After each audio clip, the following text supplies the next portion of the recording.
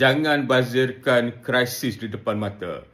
Apabila Presiden Amerika Donald Trump mengumumkan berkenaan dengan tarif timbal balik, maka ekonomi dunia berkecamuk kerana polisi-polisi yang beliau keluarkan sentiasa berubah-ubah, dan ini merupakan satu perkara yang tidak disukai di dalam pasaran keuangan. Jadi kita tengok bagaimana pasaran equity di Amerika turun, kemudian naik, turun, naik lagi, dan pasaran bond yang merupakan satu pasaran yang dianggap kukuh di Amerika mula terjejas, dan disebabkan itu ada pelbagai usaha oleh pelbagai negara untuk melihat bagaimana kedudukan mereka. Ada yang nak berunding dengan Amerika, ada yang melihat bagaimana mereka boleh memperluaskan lagi perdagangan mereka dengan negara-negara lain agar dapat mengimbangi apa-apa kesan buruk yang mungkin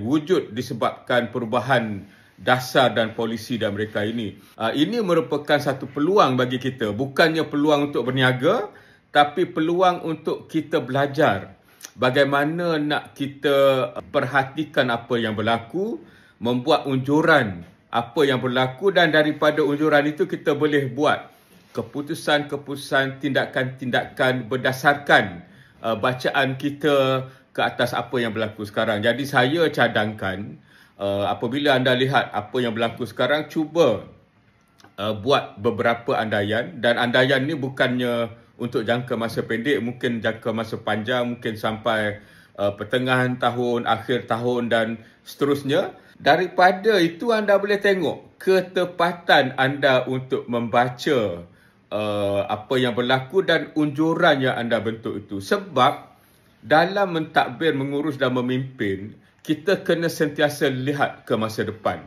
Dan masa depan yang kita baca bergantung kepada kemampuan kita untuk melihat data, melihat fakta, menghubungkan pelbagai titik-titik yang berselerak.